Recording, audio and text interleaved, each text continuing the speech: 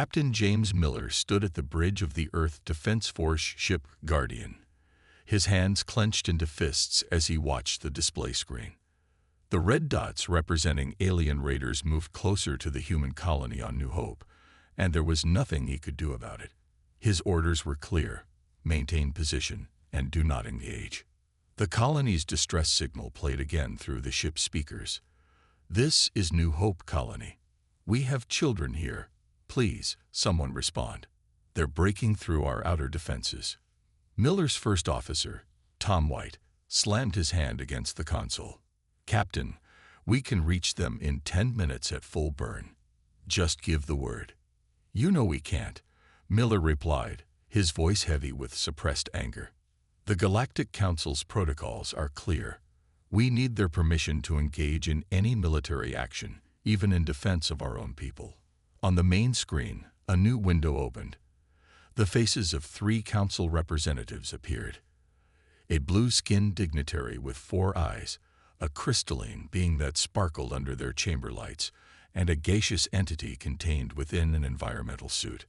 "Honorable council members," Miller began, keeping his voice steady despite his rage, "I formally request emergency permission to defend the New Hope colony from raiders. We have confirmed civilian casualties." The blue-skinned alien spoke first, its voice translated through the ship's computer. "We have reviewed your request, Captain Miller. According to our regulations, the New Hope colony falls within Sector 7B, which is currently under standard non-interference protocols." "Non-interference?" Miller's voice cracked. "They're killing our people." The crystalline being chimed in, its voice like tinkling bells. "Your species' protected status requires council oversight for all military engagements. We must study the situation thoroughly before authorizing any action. We will convene a committee to—" "A committee?" White shouted. "The colony will be gone by then." The gaseous entity swirled in its containment suit. "Your emotional response demonstrates exactly why humanity remains under protected status. After 800 years of spaceflight, your species still cannot control its volatile nature." Miller watched helplessly as more red dots appeared on the tactical display. The raiders had breached the colony's inner defenses. Emergency beacons began going dark, one by one. "Please," he tried one last time. "There are 1,500 civilians in that colony. Parents, children. We can save them if you just give us permission to." "This meeting is concluded," the blue-skinned alien announced. "Maintain your position, Captain Miller. Any unauthorized military action will result in severe sanctions against Earth." The transmission cut off. Miller stared at the tactical display, watching as more emergency beacons went dark. His crew looked to him, waiting for orders, hoping he would finally say enough was enough. But they all knew he couldn't. Earth was still recovering from the last set of sanctions. Another violation of Council protocols would mean cut-off supply lines, restricted space travel, and possibly even the dismantling of Earth's defense fleet. "Send a message to Earth Command," Miller said quietly. Tell them I'm sorry. We couldn't save them." The bridge fell silent except for the steady beeping of the tactical display. Every person there burned the moment into their memory. The day they had to watch their own people die because of alien bureaucracy. What the Council didn't know, what they couldn't know, was that this moment would be remembered for a very different reason in the years to come. This was the day that humanity finally decided enough was enough. This was the day that triggered Operation Wake Up Call. As Miller watched the last emergency beacon go dark, his personal communicator vibrated. A message from Admiral Stone appeared. "Save all rectiordes of DAS Incident. The time is coming." Miller deleted the message immediately, but a small smile crossed his face. After centuries of playing weak, playing compliant, humanity's patience was about to pay off. The Council thought they had humanity firmly under their control.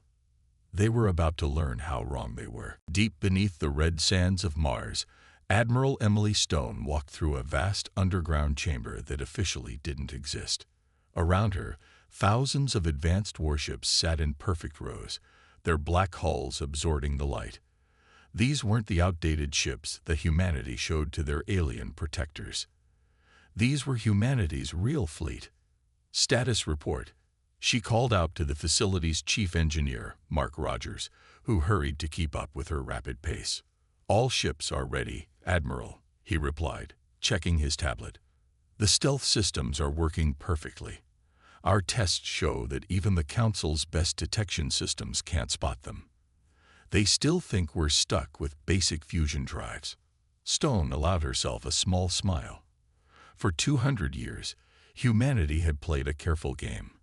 Every time the Council gave them a new piece of technology as a diplomatic gift, humans would publicly fumble with it, taking decades to make small improvements. Meanwhile, underground facilities like this one worked out every possible advancement and application. Her communicator beeped. "Admiral, the world leaders are assembled in the secure chamber," a voice reported. "On my way." Stone turned to Rogers. "Begin final preparations. It's time." The secure meeting chamber was carved straight into the Martian rock.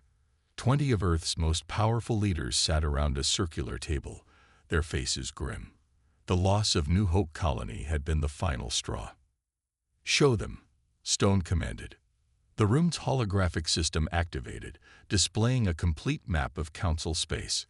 Thousands of small dots appeared, each representing a hidden human ship or facility. "Ladies and gentlemen," Stone began, "what you're seeing is humanity's real military power. While the Council thinks we have barely 50 ships, we actually have over 5,000. Each one carries technology far beyond what they believe we possess."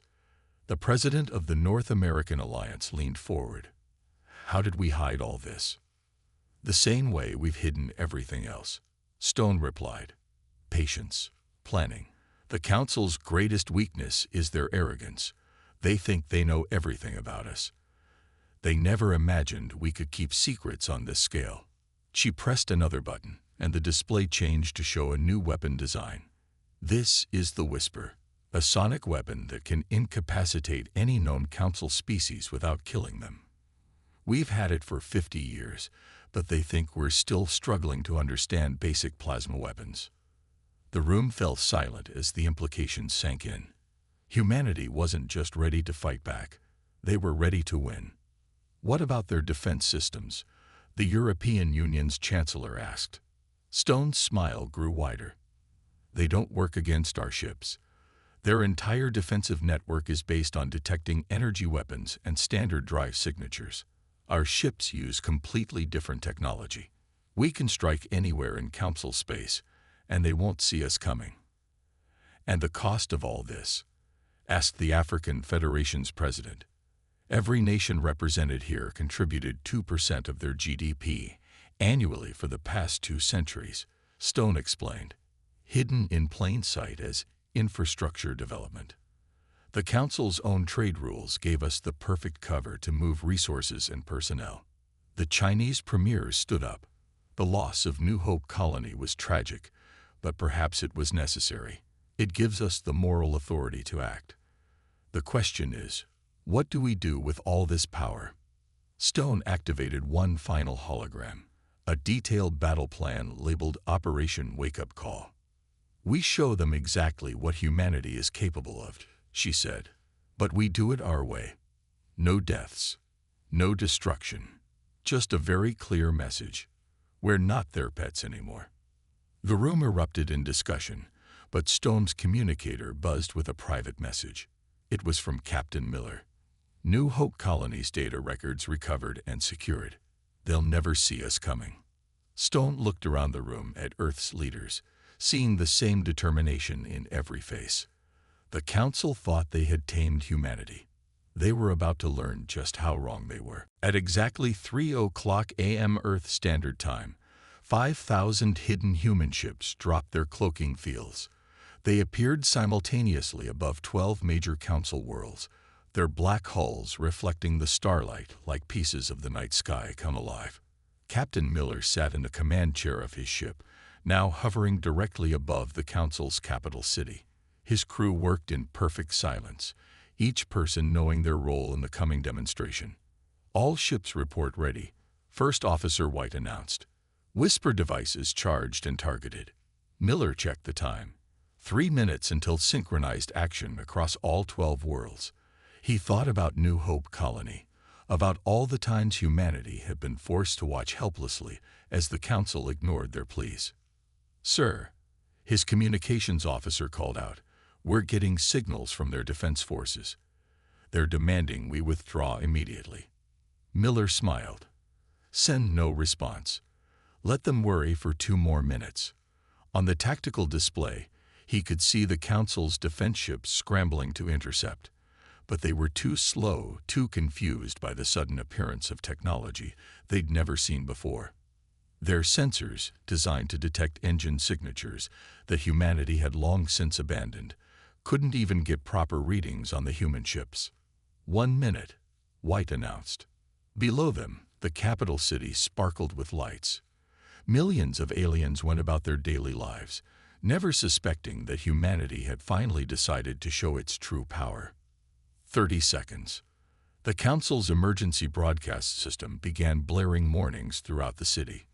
Miller could see panic spreading as civilians looked up at the mysterious black ships that had appeared from nowhere. 10 seconds. "Sir," the tactical officer reported, "Council ships are charging weapons." "Let them," Miller replied calmly. "They're about to have other concerns." 5, 4, 3, 2, 1. "Activate whisper devices," Miller ordered. "Full city coverage." Across all 12 worlds, at exactly the same moment, the human ships released their sonic weapons. The whisper devices sent carefully calibrated sound waves through the atmosphere, affecting the inner ear analogs of every known Council species. Within seconds, the entire population of each target city simply sat down, overwhelmed by sudden dizziness. No one was hurt. The whisper merely disrupted their balance and coordination temporarily. From his ship, Miller watched as ground traffic came to a gentle halt. Flying vehicles automatically engaged their safety systems and landed softly. Within 5 minutes, 12 of the most important cities in Council space had completely stopped functioning. "Broadcast channel open," the communications officer announced. Admiral Stone's voice rang out across all 12 worlds. "Attention, members of the Galactic Council. This is Admiral Emily Stone of the Earth Defense Force. As you can now see, humanity has capabilities far beyond what you believed possible. We could have chosen to demonstrate this with violence. Instead, we gave you a mild case of dizziness." She paused to let that sink in. "For centuries, you've treated us like children. You've ignored our pleas for help, dismissed our rights, and watched as our colonies were attacked. Today that ends. In 1 hour, the whisper effect will wear off completely, leaving no lasting damage. When it does, we expect to begin discussions about humanity's new status in the galaxy."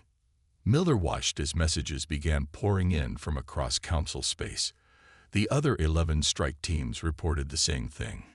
Complete success, 0 casualties. "One more thing," Stone's voice continued. "The ships you see represent less than half our fleet. The rest remain hidden, watching. Remember that before you consider any aggressive response, we will meet in 1 hour aboard Unity Station to discuss terms. Earth out."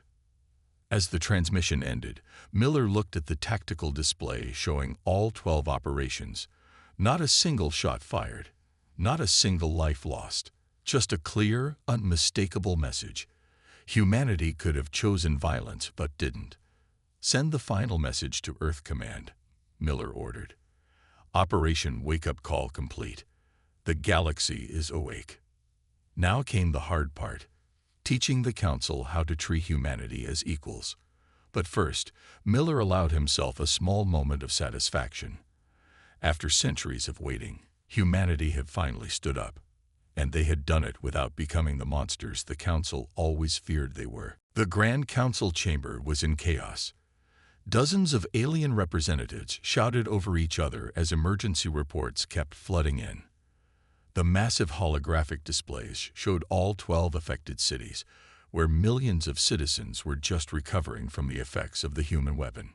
General Blake, the Council's military commander, stood calmly in the center of the storm. Despite his blue-scaled skin and tall frame, he had always felt a certain kinship with humans. Now, watching his fellow council members panic, he couldn't help but admire humanity's perfect execution of their plan. "How did we not see this coming?" demanded the crystalline representative, his surface flickering with agitated patterns. "Where did they hide such a fleet?" "Right in front of us," Blake answered, his voice cutting through the noise. "We saw exactly what they wanted us to see. For 200 years, they showed us outdated ships and basic weapons while building their real fleet in secret." The gaseous representative swirled angrily in its containment suit. "Impossible. Our sensors monitor every corner of their territory." Blake activated a hologram showing the human ships. "Look at these vessels. They use technology we've never seen before. Our sensors were useless because we were looking for the wrong things. While we watched for energy signatures and radiation, they developed completely different systems. But the resources needed, the crystalline being started, were hidden in plain sight." Blake interrupted. "Every trade agreement, every development project, every infrastructure upgrade. They used our own rules to move materials and build their fleet. We thought we were controlling them. Instead, they used our restrictions as cover." A new alert flashed across the screens. More human ships had been detected, appearing and disappearing at will across Council space. The chamber erupted in fresh panic. "They're everywhere," someone shouted. "Order." The Council leader, an ancient being of pure energy, flared brightly. "What are our military options, General?" Blake laughed, a sound that silenced the chamber. "Military options. Against an enemy that can appear anywhere, bypass all our defenses, and incapacitate entire cities without firing a shot. We have no military options." "Surely you're not suggesting we surrender to a protected species?" the gaseous representative huffed. "Protected species." Blake gestured to the screens showing the aftermath of the human attack. "Look around you. They could have destroyed those cities. Instead, they gave us a headache. They're not showing us their power. They're showing us their restraint." The Council leader dimmed thoughtfully. "You seem to admire them, General." "I understand them," Blake corrected. "For centuries, we treated them like children while they studied us like scientists. Every time we gave them a new piece of technology as a gift, they learned everything about it. Every time we interfered with their affairs, they adapted. We thought their emotional nature made them primitive. Instead, it made them creative." New reports appeared on the screens. Human ships had been detected near every major military installation in Council space, appearing just long enough to be seen before vanishing again. "They're sending us a message," Blake explained. "They want us to know they could strike anywhere, at any time. But they're not attacking. They're waiting."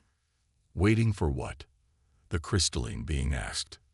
"The meeting they requested, in 30 minutes aboard Unity Station."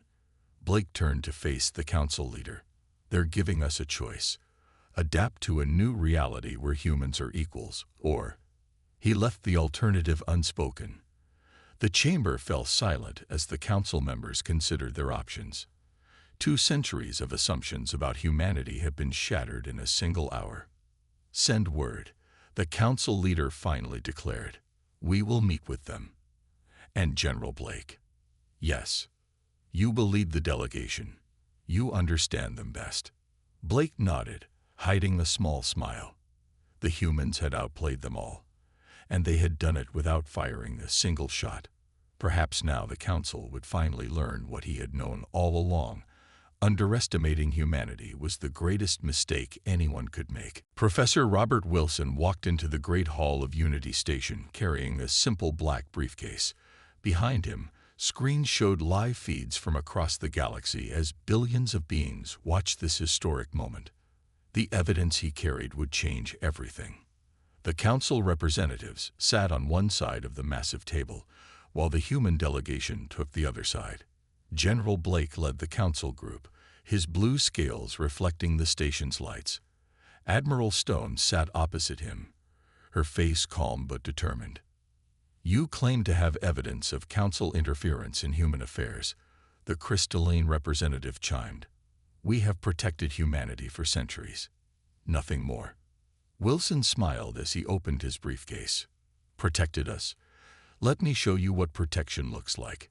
He placed a small device on the table, and holograms filled the air above them. "This is Earth 2157, he began. The Middle East Peace Treaty was about to be signed.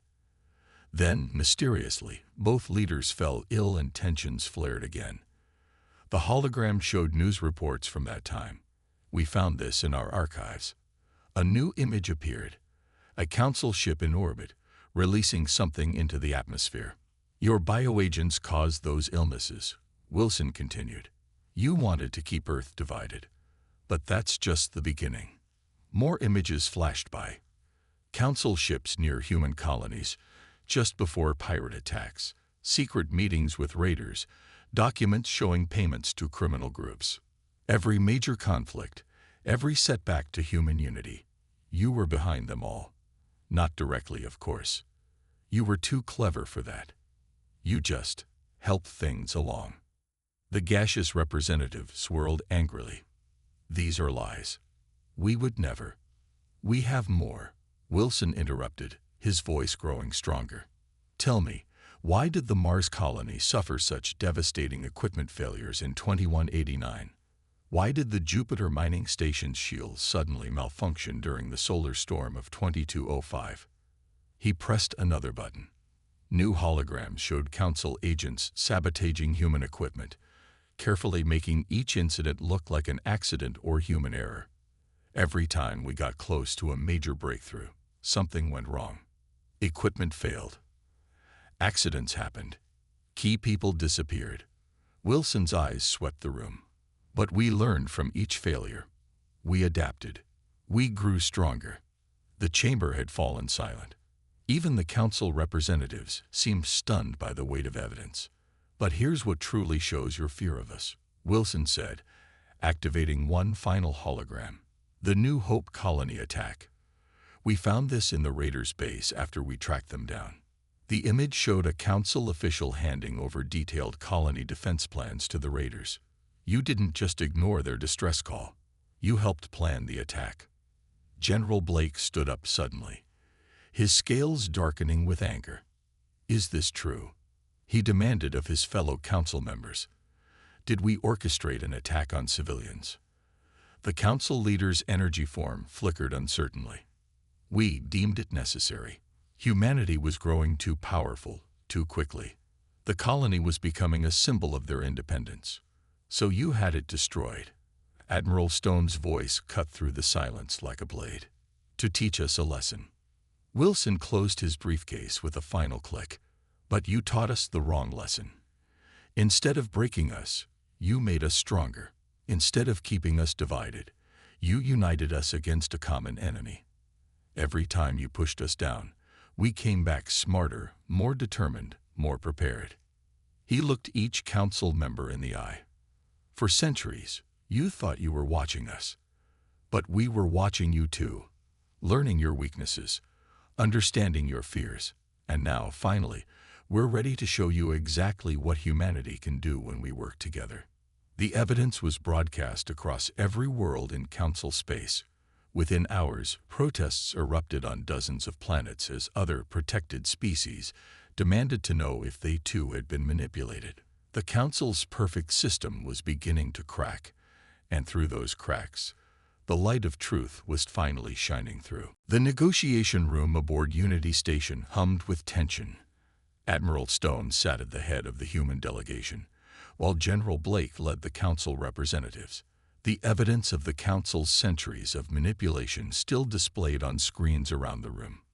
"You understand our position is difficult," Blake began, his scales shifting to a diplomatic shade of green. "The other protected species are demanding answers. Several council worlds are facing riots. Quite a problem." Stone replied calmly.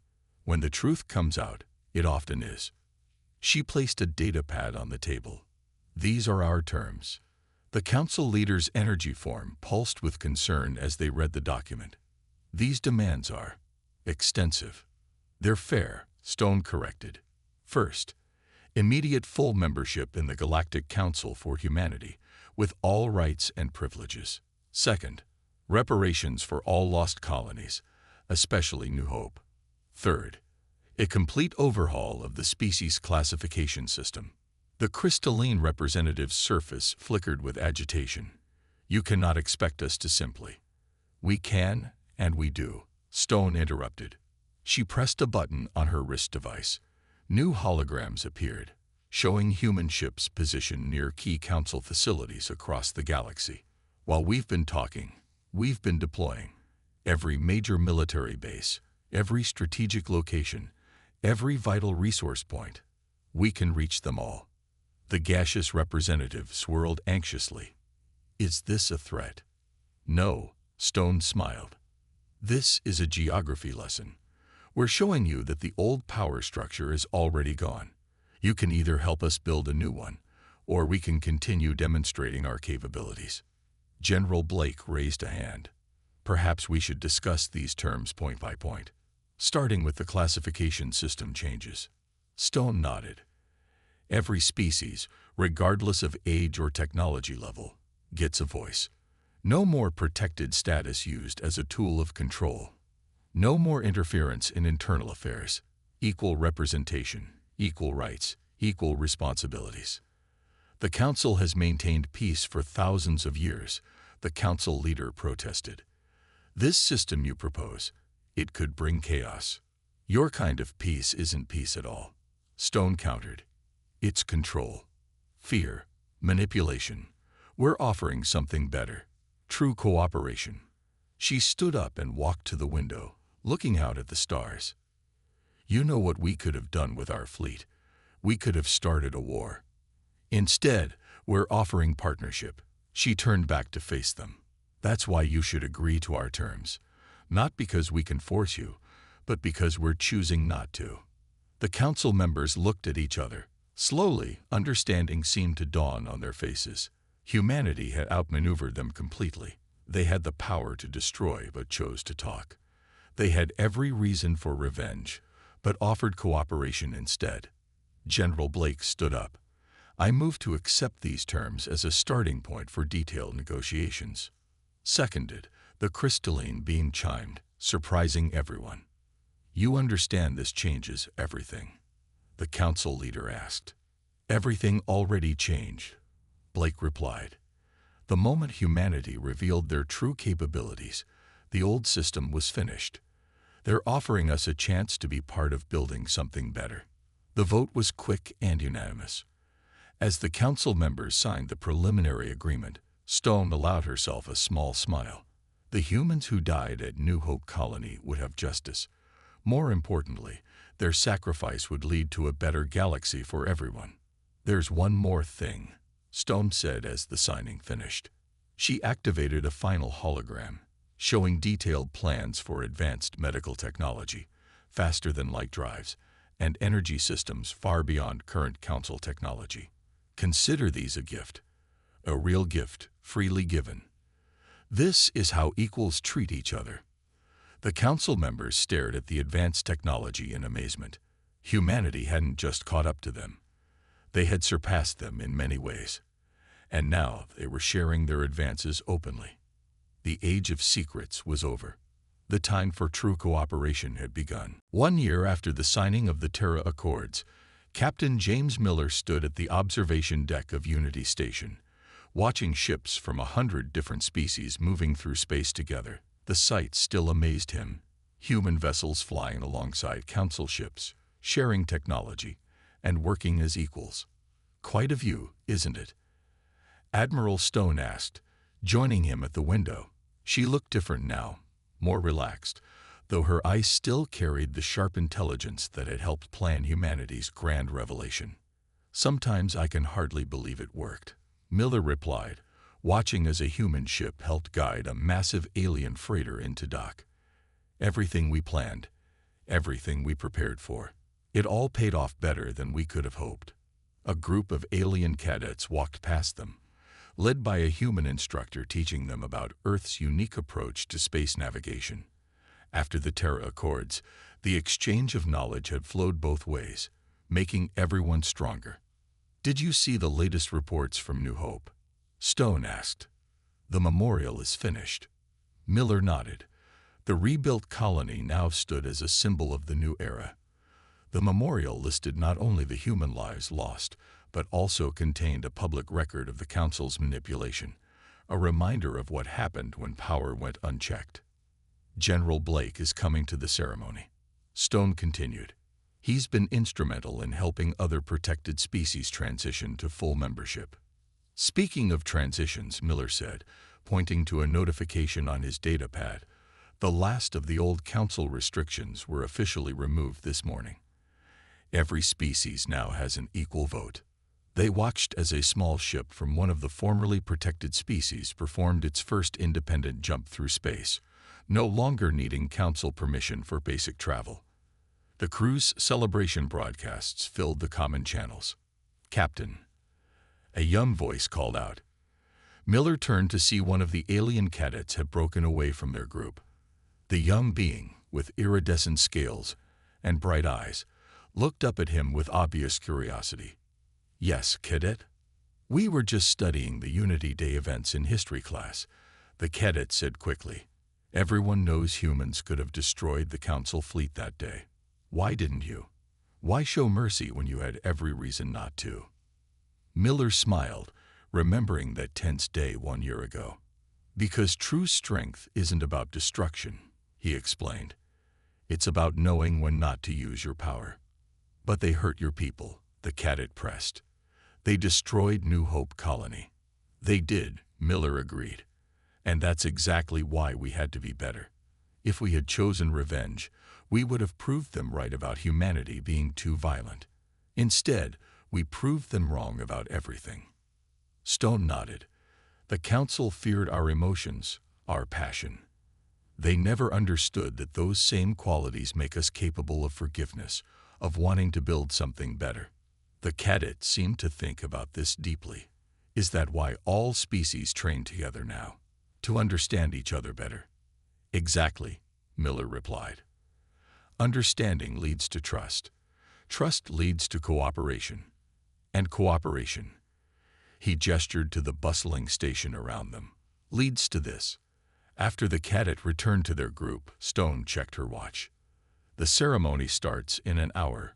Ready to make history again." Miller took one last look at the view before him. Human innovation combined with alien technology had already begun producing wonders.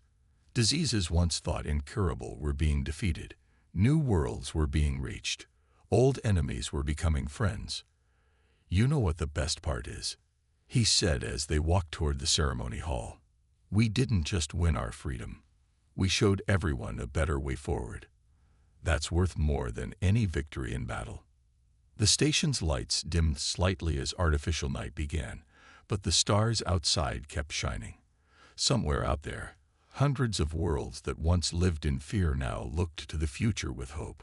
Humanity had finally snapped, not in anger, but into a new way of thinking. And the galaxy would never forget the day that changed everything.